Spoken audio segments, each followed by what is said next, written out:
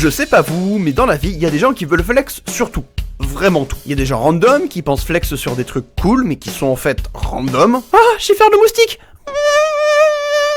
Il y a aussi des gens pas random qui pensent flex sur un truc random, mais qui est en fait cool. Eh mec, je sais faire le villageois sur Minecraft. Je te crois pas.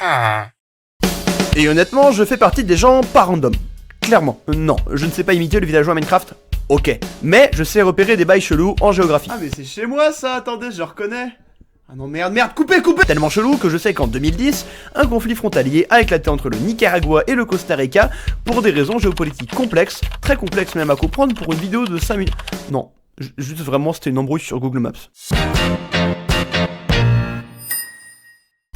On pourrait penser que tout le monde s'en fout, hein, si la frontière d'un pays sur Google Maps n'est pas parfaite, si le village de Chambéry, les Alvins de je sais pas quelle merde, t'as 9% en Allemagne alors qu'il est français à 100%, mais pas les gens du Nicaragua et du Costa Rica. En effet, une île marécageuse isolée, donc littéralement le prime de l'inutilité, enfin je sais pas pourquoi tu veux t'emparer de ça, ça sert à rien, menace les relations bilatérales entre le Costa Rica et le Nicaragua en octobre 2010. Bon, le président nicaraguayen Daniel Ortega a lancé un projet controversé de dragage visant à rediriger un fleuve.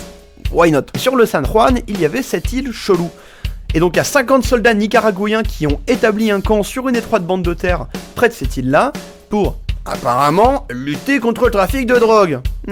Alors, mis à part un perroquet qui dit de la drogue dans la jungle, je vois pas trop. Alors que le Costa Rica et d'autres voisins régionaux ont demandé au Nicaragua de retirer ses troupes de la zone, Monsieur Ortega lui-même affirme que ses soldats se trouvent sur le sol nicaraguayen. Il accuse carrément le Costa Rica de, je cite, fabriquer des mensonges disproportionnés.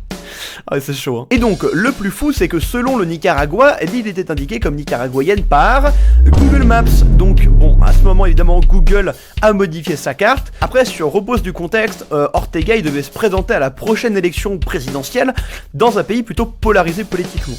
Je pense que c'est un petit peu de l'appropriation politique pour faire un petit peu d'électorat, hein. Et c'est vous dire, la Cour internationale de justice s'est même prononcée sur la demande du Costa Rica que le Nicaragua retire ses troupes dans la zone contestée.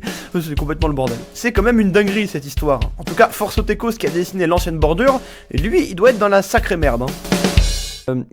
Quand j'y repense, je sais pas vous trouvez pas qu'un fucking perroquet qui dit du shit dans la jungle, c'est pas méga stylé, bro?